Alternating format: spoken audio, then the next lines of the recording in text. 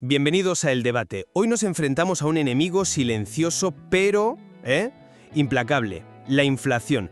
El material que analizamos lo ilustra de una forma brutal. 10.000 euros de hace 20 años hoy apenas equivalen a 5.500 en poder de compra. El dinero en el banco simplemente se evapora.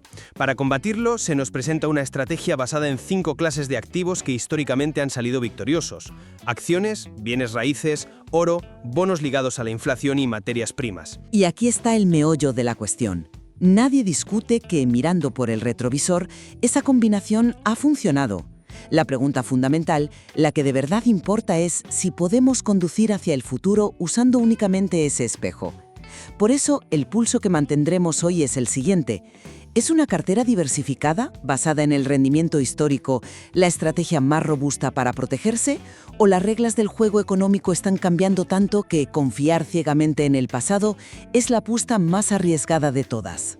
Mi punto de partida es que la historia, cuando abarca casi un siglo, no es anécdota, es evidencia.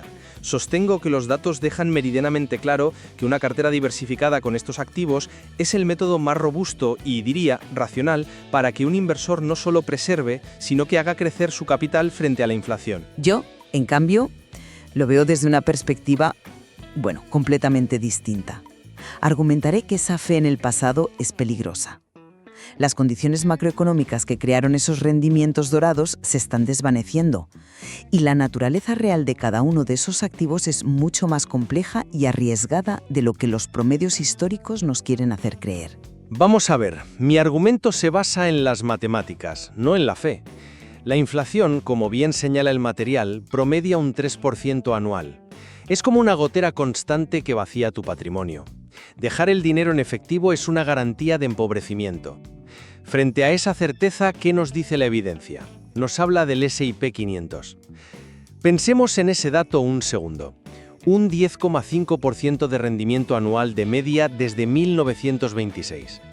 Eso significa que a pesar de la Gran Depresión, la Segunda Guerra Mundial, la crisis del petróleo, el estallido de la burbuja.com y el colapso financiero de 2008, el motor de la economía ha seguido generando valor. No es una anomalía, es el reflejo del ingenio humano y el progreso. Descontando la inflación, es una ganancia real del 7%. Es una fuerza potentísima.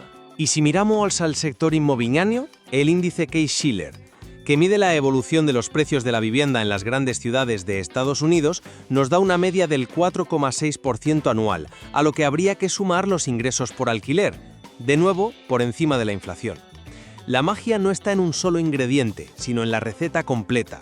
Una cartera como la que se propone, diversificada, que según los estudios citados ha batido a la inflación en el 94% de los periodos de 10 años. Un 94%. En un mundo de incertidumbre, eso es lo más parecido a una garantía que un inversor puede encontrar. La verdad es que me pone muy nerviosa oír la palabra garantía en finanzas. Lo que presentas como una fórmula matemática probada, yo lo veo como una conclusión extraída de un experimento histórico muy concreto y posiblemente irrepetible, el siglo XX. Un siglo que vivió una explosión demográfica global que impulsó el consumo, una caída de los tipos de interés casi ininterrumpida desde los años 80 que hinchó el valor de todos los activos y una globalización galopante que optimizó los costes para las empresas. ¿Alguno de esos 3 vientos de cola va a soplar con la misma fuerza en el siglo XXI? Lo dudo mucho. Y es aquí donde el material, en mi opinión, simplifica en exceso. Habla de la volatilidad de las acciones, pero no transmite el terror real de ver tus ahorros caer un 50% y tardar una década en recuperarse. ¿Cuánta gente tiene el estómago para aguantar eso sin vender en el peor momento? Y luego se habla de los REITs como la solución mágica para el pequeño inversor. Para quien no los conozca, un REIT es básicamente una empresa que posee y gestiona inmuebles y tú puedes comprar acciones de esa empresa en bolsa. Suena bien, la idea de democratizar el ladrillo. Pero el problema es que al cotizar en bolsa se mueven al son del pánico o la euforia del mercado, igual que las acciones. En 2008 se hundieron con todo lo demás, perdiendo esa supuesta cualidad de refugio. Y por último, se etiqueta al oro como refugio seguro, pero es un activo que no produce nada, no paga dividendos, no genera rentas. Su valor depende únicamente de la psicología de masas, de que en el futuro alguien esté dispuesto a pagar más por él. A mí eso me suena más a especulación que a inversión. Entiendo perfectamente esa cautela. Es el miedo a que las reglas del juego cambien de repente. Pero precisamente por eso la diversificación es clave. No podemos descartar casi 100 años de datos del S&P 500 como una simple casualidad. Fíjate en el dato que aporta el material. En cualquier periodo de 15 años, el mercado bursátil siempre ha terminado en positivo. Siempre. Eso no es suerte, es una tendencia estructural que refleja que las buenas empresas encuentran la manera de adaptarse y crecer. Es la apuesta por el progreso económico.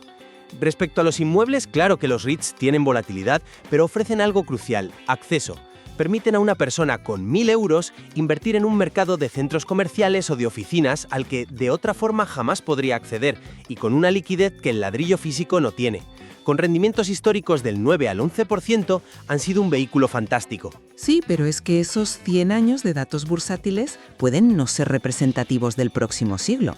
Es un argumento basado en la inducción, y la historia de la ciencia está llena de cisnes negros que rompieron inducciones perfectas.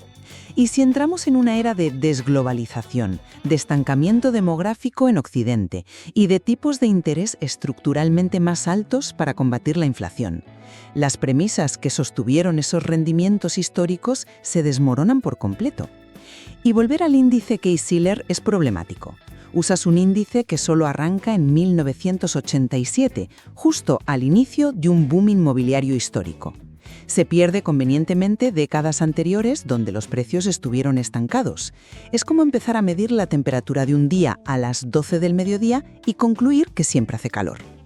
Y sobre los REITs, insisto, su correlación con la bolsa es altísima. En una crisis de verdad, como la de 2008, cayeron en picado junto a las acciones. No actuaron como contrapeso, que es lo que se busca en una cartera diversificada. No te dieron esa protección del ladrillo físico. Espera un momento, porque es que la cartera no se basa solo en activos de crecimiento como acciones o REITs. Precisamente para esos momentos de pánico están los activos defensivos.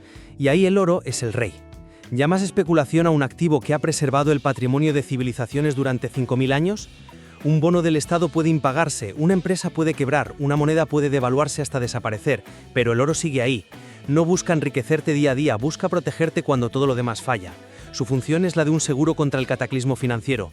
Su rendimiento del 5,2% anual desde 1971, superando la inflación, es casi un extra. Su valor real es la tranquilidad que da en el peor de los escenarios. Vale, te compro el argumento del seguro. Pero todo seguro tiene una prima, un coste. ¿Y el coste de oportunidad de tener oro en cartera durante décadas puede ser brutal? Es un activo muerto en el portafolio. Mientras las empresas reparten dividendos y los inmuebles pagan alquileres, el oro simplemente está ahí, ocupando un espacio y esperando una crisis que puede tardar 30 años en llegar. Durante ese tiempo, su rendimiento real puede ser nulo o incluso negativo. El dato de 1971 que se menciona es muy conveniente. Se elige justo cuando Nixon rompe la convertibilidad del dólar con el oro, iniciando una espectacular subida. Pero oculta periodos larguísimos, como de 1980 a 2001, más de 20 años, en los que el oro perdió cerca de un 80% de su valor real. ¿Le dices a una inversora que se jubila en el año 2000 que el oro es un refugio seguro? Pero no inviertes el 100% en oro. Es una porción pequeña de la cartera, un 5 o un 10%, precisamente por esa razón. Actúa como un airbag. No lo usas cada día, pero te salva la vida el día del accidente. Y junto al oro están las materias primas. Estas son una cobertura mucho más directa y lógica. A ver, ¿qué es la inflación a menudo? Es la subida del precio de la energía, de los alimentos, de los metales. Si la inflación se dispara porque el petróleo sube un 50% y tú tienes una parte de tu cartera invertida en un fondo de materias primas que incluye el petróleo, estás en el lado correcto de la ecuación. El veneno se convierte en tu antídoto. Es una correlación casi perfecta. Una correlación perfecta en teoría, pero un casino en la práctica, para la inversora de a pie. Las materias primas son probablemente el mercado más volátil y difícil de predecir que existe. Su precio no depende solo de la oferta y la demanda, sino de la geopolítica, de guerras, de sequías, de decisiones de la OPEP. Intentar acertar con el ciclo es prácticamente imposible. Recuerdo perfectamente la crisis de 2008. Muchas de mis clientas tenían carteras diversificadas como esta y vieron cómo todo, absolutamente todo, se ponía en rojo a la vez. Las acciones, los REITs e incluso las materias primas que se desplomaron ante la previsión de una recesión mundial que destruiría la demanda. La diversificación teórica no sirvió de nada frente al pánico real. Ese 6% de fracaso del que hablas no es un número en una hoja de cálculo, es la ruina de familias que confiaron ciegamente en el pasado. De acuerdo, en un pánico extremo las correlaciones tienden a uno y todo cae, pero es algo temporal. Y para mitigar eso, la cartera propuesta tiene un ancla de seguridad definitiva. Los bonos indexados a la inflación, los famosos TIPS en Estados Unidos. Como bien describe el material, son el único activo que ofrece una garantía contractual de protección. Su valor principal se ajusta según la inflación oficial.